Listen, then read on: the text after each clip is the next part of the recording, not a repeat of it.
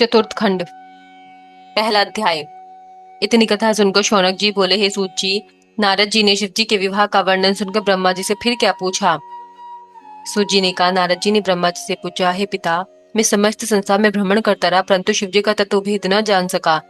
फिर विष्णु जी के कथनानुसार मैंने आपकी सेवा में पहुंचकर थोड़ा सा शिव जी का चरित्र सुना तो मन को अच्छी तरह से धैर्य प्राप्त हुआ तथा इस बात को पूरा विश्वास हो गया कि शिव जी का चरित्र संसार के लिए बहुत ही आनंद और मंगलदायक है। इसीलिए अब मेरी इच्छा है कि आप मुझे यह बताइए कि जब शिवजी गिरिजा के साथ विवाह करके कैलाश पर्वत पर शोभित हुए, तब उन्होंने भक्तों को सुखदायक कौन से चरित्र किए तथा हिमाचल से विदा होकर कौन कौन से कार्य किए।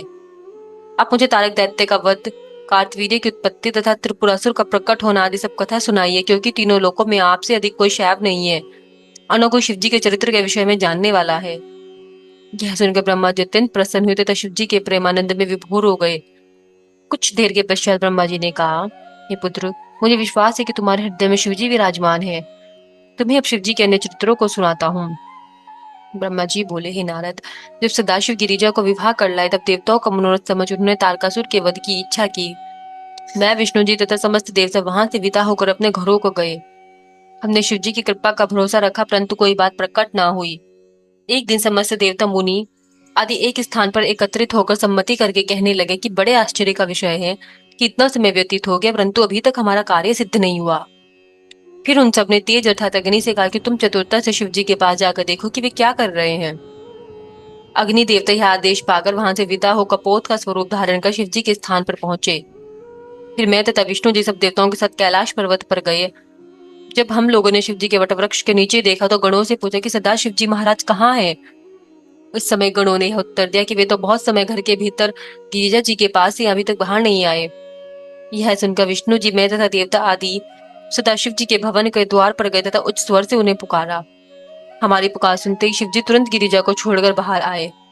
उस समय हमारे मन में शिव जी के प्रति अत्यंत प्रेम उमड़ पड़ा तथा प्रसन्नता से हम सबके नेत्रों में अश्रु छलक आए। हमने कहा, हे सदाशिव, हम सब आपकी शरण में हैं। आशा है आप कृपा करके हमारे दुख को दूर करेंगे। आपकी कृपा कटाक्ष से हमारा कार्य सुधरता है। हम आपकी महिमा कहाँ तक वर्णन करें। आपकी महिमा नारद, शारद, शेष तथा वेद कहकर थक जाते हैं। आप भक्ति एवं तप के अधीन दया के सागर तथा समस्त संसार के स्वामी हैं। उसका वर्णन करने की कोई आवश्यकता नहीं। आप हमारी ओर दया दृष्टि क्यों नहीं करते? हम सब आपकी शरण में हैं।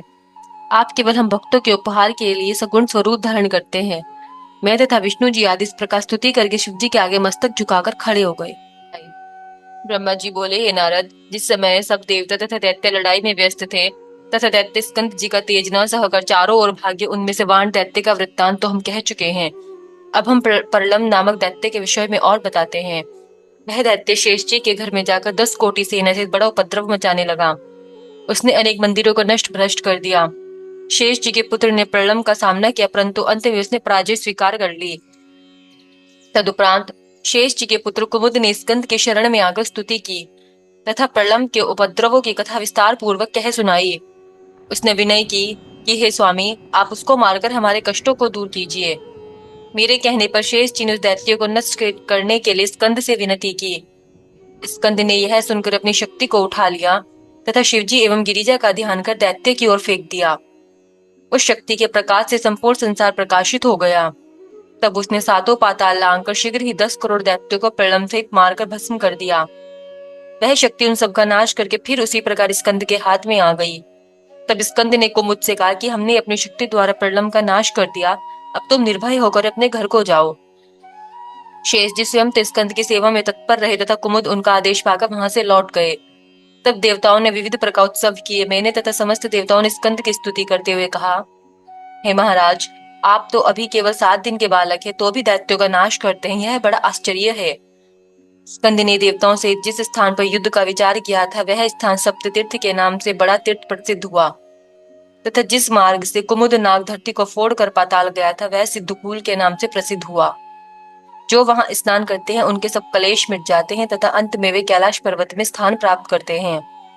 स्कंद जी के चरित्र अत्यंत पवित्र हैं, उनके सुनने सुनाने से मोक्ष प्राप्त होता है। 13वां अध्याय।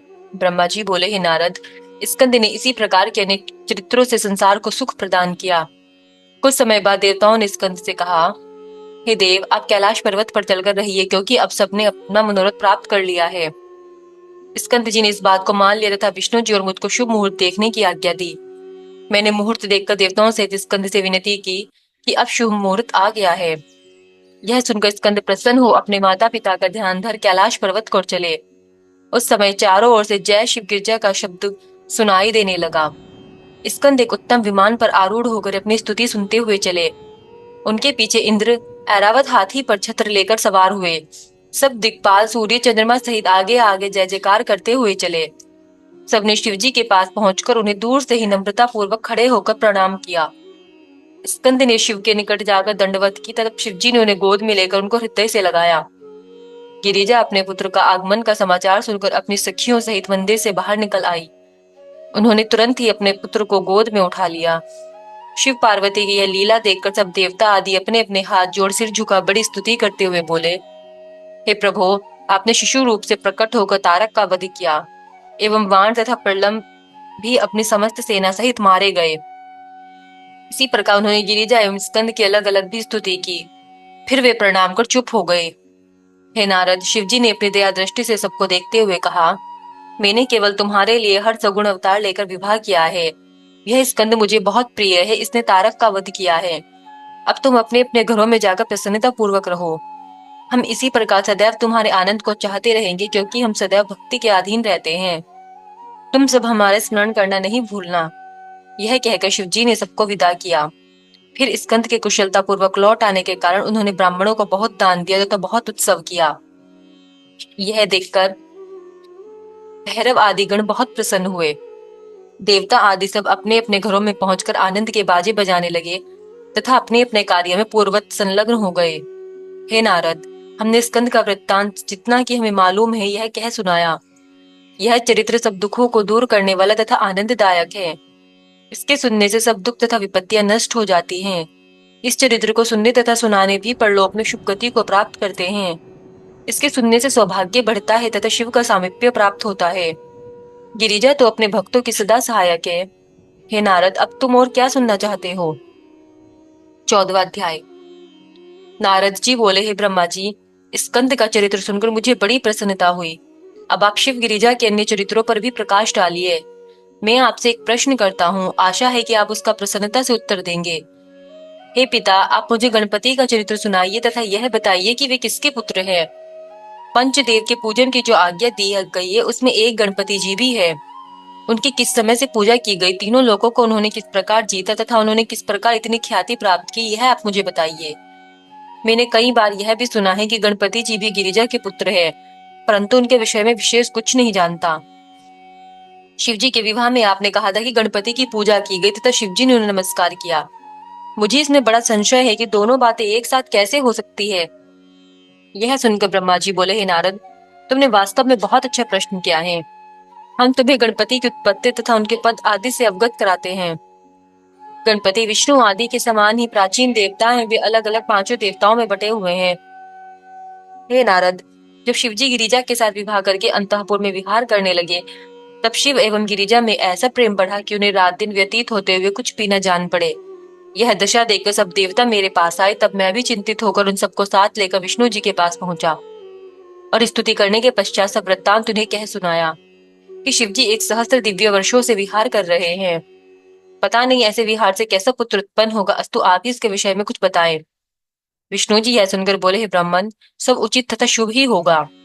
हमको ऐसी युक्ति करनी चाहिए कि शिवजी का वीर्य किसी प्रकार से पृथ्वी पर पड़े, जिससे गिरिजा के पुत्र न उत्पन्न होने पाए, नहीं तो वह ब्रह्मांड भर को जलाकर भस्म कर देगा। यह सुनने के पश्चात मैं तो अपने घर को चला गया तथा अन्य देवता कैलाश पर्वत को गए। देवताओं ने शिवजी के द्वार पर जाकर उन्हें आवाजें दी। तब शिवजी बाहर निकल कर आए। उस समय देवताओं ने प्रणाम करके स्तुति की और कहा, हे प्रभु, आप संसार को पवित्र करें। शिवजी देवताओं का आशय समझकर कहने लगे, मैंने तुम्हारे मनोरथ को अच्छी तरह समझ लिया है। तुमने व्यर्थ मेरे आनंद में विघ्न डाला, यह बहुत ही बुरा हुआ। अब मेरा वीर्य सिर से नीचे की ओर आता है, उसको तुम में कौन लेता है। यह कहकर उन्होंने अपना वीर्य पृथ्वी पर फेंक दिया, जिसके तेज से सब और प्रकाश हो गया। उस समय अग्नि कपोत का रूप धारण कर उस वीर्य को खा गए। फिर जब वे उड़कर आकाश को चले तो उस वीर्य को धारण करने की शक्ति ना पाकर उन्होंने उसे पृथ्वी पर फेंक दिया। उसके गिरने से पहाड़ भी कांप उठा। इस प्रकार स्कंद की उत्पत्ति हुई, जिसके विषय में हम पहले बता चुके हैं। हे नारद, अब हम तुम्हें गणपति के विषय में बतलाते हैं। इस घटना के घटते समय शिवजी ने सब देवताओं से कहा कि तुम लोग शीघ्र ही हमारे पास से भाग जाओ। ऐसा ना हो कि गिरिजा इस बात को जानकर तुम पर क्रोध करे। यह सुनकर देवता वहां से भागे तथा शिवजी उनके भागने का चरित्र देखते रहे। उसी समय गिरिजा ने आकर देवताओं पर महा क्रोध किया, जिससे ऐसा प्रतीत होने लगा कि अभी प्रलय हो जाएगा। तदुपरांत गिरिजा ने देवताओं को श्राप दिया। श्राप दे चुकने के पश्चात भी उनका क्रोध शांत न हुआ। उनका शरीर दुख की अधिकता के कारण शिथिल हो गया। शिवजी ने गिरिजा को इस प्रकार दुखी देखकर गोद में उठा लिया तथा बहुत सी प्रेम की बातें की। उन्होंने उन्हें समझाते हुए कहा, हे गिरिजे, तुम मुझसे इस प्रकार क्यों अप्रसन्न हो? मेरा कोई अपराध नहीं है। यदि अनजाने में कोई अपराध हो गया हो तो क्षमा करो। तुम्हारे बिना मानो हम अंगहीन हैं। तुम तो सबकी माता हो, तुम्हारे अधीन तो तीनों लोकों के कार्य है। बिना तुम्हारे सब निर्बल है, अस्तु अप्रसन्न होकर तुम हमारे तथा सबके दुख को दूर करो। 15वां अध्याय। ब्रह्मा जी बोले, हे नारद, शिवजी के ऐसे वचन सुनकर गिरिजा बोली, हे नाथ, क्या आप मेरे दुख को नहीं जानते? संसार में संतानहीन होने के बराबर कोई दुख नहीं है। मेरा पहला जन्म बिना संतान के ही व्यतीत हो गया, अब यह जन्म भी उसी प्रकार बीतना चाहता है। देवताओं ने मेरे साथ छल करके मुझे बांझ बनाकर बहुत दुख पहुंचाया है। यदि पुत्र न होता संसार के सहस्त्र ऐश्वर्यों पर धिक्कार है। जब गुणवान पुत्र उत्पन्न होता है तभी लोक में शुभ कर्मों का फल प्राप्त हुआ प्रतीत होता है। यह कहकर गिरिजा बहुत रोई। तब शिवजी ने गिरिजा को उठाकर हृदय से गले लगाते हुए कहा, हे गिरिजे, हम तुमको ऐसा उपाय बताते हैं जिससे तीनों लोकों में सब कार्य पूर्ण होंगे। मैं, विष्णु तथा ब्रह्मा सब उसके वश में हैं। हम उनको अपना गुरु अर्थात गणपति कहते हैं। वह हमारा मुख्य रूप है, जिसकी सेवा से समस्त दुख दूर होकर सुख की प्राप्ति होती है। तुम 1 वर्ष तक उनका व्रत करो तो तुम्हारा मनोरथ सफल हो जाएगा। उनका नाम भी समस्त कष्टों को दूर करने वाला तथा आनंददायक है। यह व्रत कृष्ण पक्ष के चौथ को किया जाता है। वह व्रत गणेश चतुर्थ का व्रत कहलाता है। उस व्रत को रखकर पवित्रता पूर्वक चंद्रमा के उदय होते ही पूजा करें।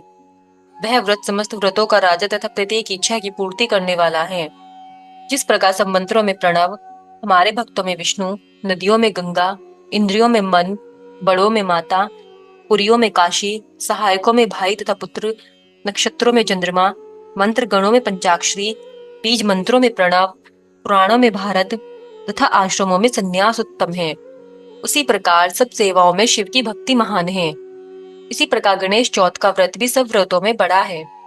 हे नारद, इस प्रकार शिवजी गिरिजा को गणेश चौथ की महानता का वर्णन करते हुए बोले, हे गिरिजे, कलयुग में राजा शेषसेन ने इस व्रत को करके बड़ा आनंद प्राप्त किया। मनु की स्त्री शत्रुपा ने यही व्रत करके 2 पुत्र प्राप्त किए। कद्रम की पत्नी ने भी इसी व्रत द्वारा कपिल नाम विष्णु अवतार को प्राप्त किया। वशिष्ठ की स्त्री ने भी यह व्रत करके शक्ति नामक पुत्र को उत्पन्न किया। इसी प्रकार इसी व्रत के प्रभाव से अनेक मनुष्यों ने पुत्र प्राप्त किए हैं। गिरिजे, तुम भी इसी व्रत के प्रभाव से अवश्य पुत्र प्राप्त करोगी। गिरिजा ने शिवजी के मुख से गणेश चौथ के व्रत की महिमा को सुन प्रसन्न होकर कहा, हे स्वामी, मैं अवश्य ही व्रत करूंगी, परंतु आप इस व्रत के सब नियम क्रिया आदि विस्तार पूर्वक कहें। शिवजी बोले, हे देवी, कृष्ण पक्ष की चतुर्थी को शुद्ध हृदय से प्रातः काल उठकर स्नान करे तथा जो कुछ करना उचित है वह सब करे।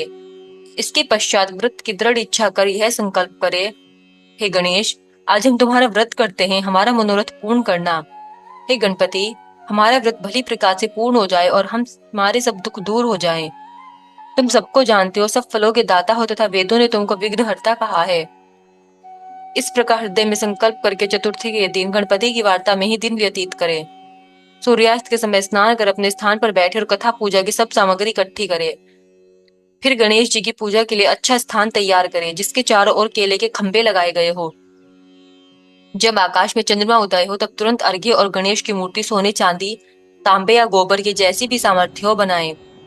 उसको शुभ स्थान पर रखकर कलश स्थापित करे, जिसके ऊपर दीप रखा हो। इसके पश्चात ध्यान लगाकर षोडशोपचार से उसका पूजन करे तथा लाल फूल, वस्त्र, चंदन, कुश, दूध तथा पुए आदि आगे रखकर आचमन कराते अच्छी स्तुति करके प्रेम मग्न हो उनको प्रणाम करे। तदुपरांत वही पुआ पूजन कराने वाले ब्राह्मण को खिलाकर दक्षिणा स्वरूप कुछ चांदी दे, नहीं तो अपनी सामर्थ्य के अनुसार जो चाहे सो दक्षिणा दे। तदुपरांत स्वयं भी मीठा भोजन करे। इस प्रकार जो गणेश का व्रत करते हैं उनकी मनोकांक्षा पूर्ण होती है। हे गिरिजे, इसलिए तुम भी इसी व्रत को करो। 16वां अध्याय। शिवजी से यह सुनकर गिरिजा ने पूछा, हे नाथ, आपने गणपति के इस व्रत में चंद्रमा को अर्घ्य देने का जो वर्णन किया है उसका मुख्य कारण मेरी समझ में नहीं आता, इसलिए आप इस कथा को कहिए। शिवजी बोले, हे गिरिजय, जब ब्रह्मा ने हमारी आज्ञा को मानकर स्वर्ग जाने की इच्छा की तथा गणपति का एकाग्रचित्त होकर पूजन किया, तब गणपति ने उनकी पूजा से प्रसन्न होकर उनसे वरदान मांगने को कहा। उस समय ब्रह्मा ने यह कहा कि हम सृष्टि उत्पन्न करना चाहते हैं तथा निर्विघ्न उसकी वृद्धि की इच्छा रखते हैं। ब्रह्मा जी के वचन सुनकर गणपति ने कहा, यही होगा। ऐसा कहकर गणपति धीरे धीरे आकाश की ओर चल दिए। जब गणपति चंद्रमा के मंदिर में पहुंचे तो वहां पांव फिसल जाने के कारण गिर पड़े। उनका उदर बहुत बड़ा तथा शरीर स्थूल था। चंद्रमा यह देखकर हंस पड़े। चंद्रमा को हंसते हुए देख गणपति बहुत क्रोधित हुए और उनके नेत्र लाल हो गए। तब उन्होंने इसी समय चंद्रमा को यह श्राप दिया कि हे कलंकी चंद्रमा, तू अपनी सुंदरता पर गर्व करता है, अब तुझको इसका फल तुरंत प्राप्त होगा। जो कोई तुझको आज से देखेगा उसको अवश्य ही कुछ न कुछ कलंक लग जाएगा। हे गिरजे, इस प्रकार चंद्रमा को श्राप देकर गणपति अंतर्धान हो गए तथा चंद्रमा एक क्षणांग होकर तेजहीन हो गया। उस समय सब देवता एवं इंद्र दुखी होकर ब्रह्मा जी के पास गए तथा उन्हें सब वृत्तांत कह सुनाया। ब्रह्मा जी ने उनसे कहा, हे देवताओं, इसमें कोई बुरी बात नहीं है। चंद्रमा ने जो कुछ किया उसने उसी का फल प्राप्त किया है। गणपति का श्राप कभी झूठा नहीं हो सकता, इसलिए तुम सब लोग गणपति जी की शरण में जाओ, निश्चय ही वे अपने श्राप को शांत करेंगे। तब देवताओं ने ब्रह्मा जी से विनय की, हे ब्रह्मा जी, आप हमको वह उपाय बताए जिससे गणपति जी प्रसन्न होकर श्राप को शांत करे। यह सुनकर ब्रह्मा जी बोले, हे देवताओं, गणपति का व्रत कृष्ण पक्ष की चतुर्थी को है। जो कोई उसको करता है उस पर गणपति प्रसन्न होते हैं। ब्रह्मा के ऐसे वचन सुनकर देवताओं ने बृहस्पति को चंद्रमा के पास भेजा तथा उसे गणेश चतुर्थी का व्रत करने के लिए कहा। तब चंद्रमा ने बृहस्पति द्वारा बताई हुई रीति के अनुसार गणपति के व्रत को आरंभ किया। उस व्रत के प्रताप से गणपति चंद्रमा को क्रीड़ा करते हुए शिशु रूप में दिखाई दिए। चंद्रमा ने उन्हें देखकर प्रणाम करके बहुत स्तुति की। तब गणपति ने प्रसन्न होकर कहा, हे चंद्रमा, हम तुमसे प्रसन्न हैं, तुम जो चाहो वरदान हमसे मांगो। उस समय चंद्रमा ने यह निवेदन किया, हे गणपति, मैं केवल यही चाहता हूँ कि आपके श्राप से मुक्ति पाकर सबके दर्शन के योग्य हो जाऊं। गणपति बोले, हे चंद्रमा, मैं तुमको उसका उपाय बताता हूँ जिससे तुम्हारे श्राप से उद्धार हो जाएगा। आज से प्रतिमास शुक्ल पक्ष की चौथ को हमारा श्राप तुमको लगा रहेगा तथा अन्य तिथियों में तुम्हें देखने से किसी को कलंक नहीं लगेगा। परंतु जो महीने मनुष्य पहले दूज तथा तीज में तुमको देखेगा उस पर कुछ चतुर्थी को देखने का प्रभाव भी न होगा। परंतु साथ ही हम तुमसे यह भी कह देते हैं कि हमारा पहला वचन भी झूठा ना होगा, अर्थात जो मनुष्य भादो के शुक्ल पक्ष की चौथ को तुम्हारे दर्शन करेगा उसका बराबर वर्ष भर कलंक लगा करेंगे। हे गिरिजय, गणपति के मुख से ऐसे वचन सुनकर चंद्रमा ने कहा, हे गणपति, अब मुझे श्राप से भी दूर होने की कोई युक्ति बताइए। तब गणपति बोले, हे चंद्रमा, जो मनुष्य प्रतिमास की कृष्ण पक्ष की चौथ को तुम्हारे उदय होने के समय मेरी तथा रोहिणी सहित तुम्हारी पूजा करेगा, तुमको अर्घ्य देगा, हमारी कथा सुनकर ब्रह्म भोज करेगा तथा स्वयं नमक आदि त्याग कर केवल मीठा ही भोजन करेगा, उसका चौथ का दोष का जो वर्णन किया है वह प्राप्त न होगा। जब भादो मास का आरंभ हो तो शुक्ल पक्ष के चौथ को हमारी पूजा करे, उस व्रत से सब प्रकार के क्लेश दूर हो जाएंगे तथा उस मनुष्य को चौथ का कुछ कलंक नहीं लगेगा। चंद्रमा से इतना कहकर गणपति अंतर्धान हो गए और चंद्रमा फिर अपना तेज प्राप्त कर प्रसन्न हुआ। हे गिरिजय, इस कथा के सुनने से भी पाप समूल नष्ट हो जाते हैं। इसमें कोई संदेह नहीं है कि इस व्रत को करने से पुत्र के अतिरिक्त जो भी मनोरथ हो वे प्राप्त होते हैं। 17वां अध्याय। ब्रह्मा जी बोले, हे नारद, शिवजी के ऐसे वचन सुनकर गिरिजा ने ब्राह्मणों को बुलाकर शुद्ध मन से नियम अनुसार व्रत का आरंभ किया तथा अनेक प्रकार की वस्तुएं चढ़ाकर पुए भी गणपति को भेंट किए। फिर उन्होंने उत्तम रीति से ब्रह्म भोज कर स्वयं भी भोजन किया। इसी प्रकार गिरिजा प्रतिमास व्रत रखकर भली प्रकार दान दक्षिणा देती रही। जब 1 वर्ष पूरा हो गया तो उन्होंने दान दक्षिणा आदि देकर एक व्रत उत्सव का आयोजन किया जिसमें बहुत गाना बजाना हुआ। व्रत पूर्ण होने के पश्चात गिरिजा अत्यंत प्रसन्न हुई। उन्होंने शिवजी की ओर बारंबार देखा, तब शिवजी ने उन्हें अपनी माया जानकर अपने हृदय से लगा लिया। फिर गिरिजा का मनोरथ समझकर शिवजी ने चंदन के एक वन में, जो इस पर्वत पर ही था और जहाँ सुख की संपूर्ण सामग्री उपलब्ध थी, जाकर गिरिजा के साथ विहार किया। तब गणपति उस स्थान पर ऐसा स्वरूप बनाकर आए कि वे बहुत भूखे प्यासे, नंगे, दरिद्री, श्वेत केश, मस्तक पर श्वेत तिलक लगाए, महादीन कोय का शब्द बोलते हुए, दांत दांत मैले कुचैले, हाथ में डंडा लिए तथा बहुत ही दुर्बल थे। वे दुखी आते हुए शिव से बोले, हे शिव, तुम क्या करते हो? 7 दिन से हमने कुछ नहीं खाया है, सो हम बहुत भूखे हैं, हमें भोजन चाहिए, तुम हमें भोजन कराकर जल पिलाओ। यह सुनकर शिव जी तुरंत उठ खड़े हुए, जिससे उनका वीर्य उस स्थान में गिर पड़ा। गिरिजा भी तुरंत उठकर अपने वस्त्र पहन शिव जी के साथ द्वार पर आई। उन्होंने ब्राह्मण को प्रणाम किया तथा बड़ी स्तुति की। शिव जी उससे इस प्रकार बोले, हे ब्राह्मण, तुम्हारा नाम क्या है? हमारा सौभाग्य है जो तुम यहाँ पधारे। इस समय तुम यहाँ अतिथि रूप में हमारे यहाँ आए हो। अतिथि की सेवा के सुख के बराबर अन्य कोई धर्म नहीं है। गिरिजा ने भी कहा, हे ब्राह्मण, ऐसी धूप में तुम कहाँ से पधार रहे हो? जो गृहस्थ अतिथि के चरणों को जल से धोकर उस चरणामृत को पीता है, उस सब तीर्थों का फल प्राप्त होता है। यह सुनकर उस ब्राह्मण ने कहा, हे गिरिजे, तुम धन्य हो। मैं बहुत ही भूखा प्यासा हूँ, कृपा कर तुम मुझको भोजन तथा जल दो। गिरिजा ने उसी समय ब्राह्मण को उत्तम भोजन कराए। भोजन करने के पश्चात ब्राह्मण ने तृप्त होकर प्रसन्नता पूर्वक कहा, हे गिरिजे, तुम्हारी कामना पूर्ण हो। तुमको संसारी रीति के विरुद्ध ऐसे पुत्र की प्राप्ति हो जो गर्भ से उत्पन्न न हुआ हो। यह कहकर वह ब्राह्मण अंतर्धान हो गया।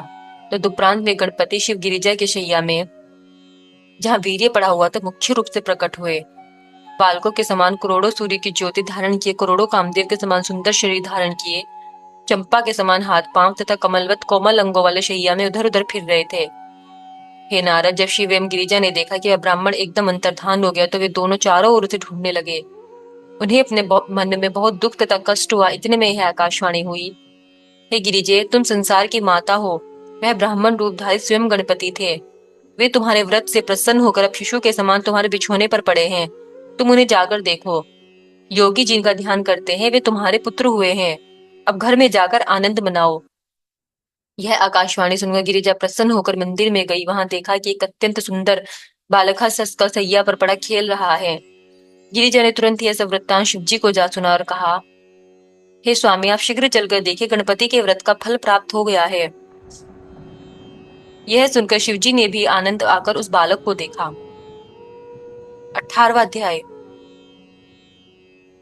ब्रह्मा जी बोले, हे नारद, गिरिजा ने बालक को दूध पिलाया। जिस प्रकार एक दरिद्री अतुल संपत्ति पाकर प्रसन्न होता है, उससे कई लाख गुना अधिक गिरिजा को प्राप्त हुआ। हे नारद, जब गणपति दूध पी चुके तब शिवजी ने उन्हें अपनी गोद में उठाकर उनके सिर तथा हाथ चूमे और नाना प्रकार के आशीर्वाद दिए। फिर सब ब्राह्मणों को बुलाकर रत्न मोती आदि दान दिए। तो दुपरांत विष्णु जी तथा देवता मुनि आदि सब शिव के उस पुत्र को देखने के लिए वहां गए। हिमाचल भी अत्यंत प्रसन्नता के साथ रत्न आदि लिए हुए जा पहुंचे। 1 लाख अमूल्य रत्न, 5 लाख भर सोना, 3 लाख घोड़े, 1 सहस्त्र हाथी तथा वस्त्र ब्राह्मणों को दान में दिए। देवता, शेषनाग, गंधर्व आदि ने भी 1 सहस्त्र अच्छे बर्तन, 1 सहस्त्र मणि, 1 सहस्त्र माणिक्य, असंख्य अग्नि में न जलने वाले शुद्ध वस्त्र दान में दिए। लक्ष्मी ने कौस्तुभ मणि तथा सरस्वती ने हार ब्राह्मणों को दान दिए। विष्णु तथा मैंने लड़के को देखकर प्रसन्नता पूर्वक अनेक आशीर्वाद दिए। उस समय विष्णु जी बोले, हे बालक, तुमने शिव जी को बहुत प्रसन्न किया है। तुम्हारा बल पवन के समान होगा और सब सिद्धियां तुम्हारे अधीन होंगी। मैंने यह आशीर्वाद दिया कि तुम्हें सब लोग पूजेंगे। तुम्हारा तेज एवं कीर्ति किसी समय कम न होगी। तुम तीक्ष्ण बुद्धि वाले तथा बड़े विद्वान होंगे। तुम हमारे समान सबका उपकार करोगे। तीनों भुवन के विघ्न तुम्हारे स्मरण मात्र से ही दूर हो जाएंगे। हे नारद, मेरे इस प्रकार आशीर्वाद देने के पश्चात लक्ष्मी ने कहा, हे बालक, तुम जहां पर रहोगे हम भी वहां अवश्य ही होंगी। वहां रिद्धि सिद्धियां भी प्रेम पूर्वक स्थित रहेंगी। सरस्वती ने कहा, तुम्हारी कविता में महान शक्ति होगी। तुम्हारे स्मरण मात्र से ही कवित्व शक्ति शीघ्र प्राप्त होगी। सावित्री ने आशीर्वाद देते हुए कहा, हम सब वेदों की जननी हैं। हमारी कृपा से तुम संपूर्ण वेदों के ज्ञाता होंगे। हिमाचल बोले, तुमको शिव के चरणों में बड़ी भक्ति प्राप्त हो तथा तुम विष्णु के समान अपार बल हो। मैनाक ने कहा, हे गिरिजापुत्र, तुम कामदेव के समान सुंदर, समुद्र के समान गंभीर तथा विष्णु एवं शिव के समान धर्मनिष्ठ होंगे।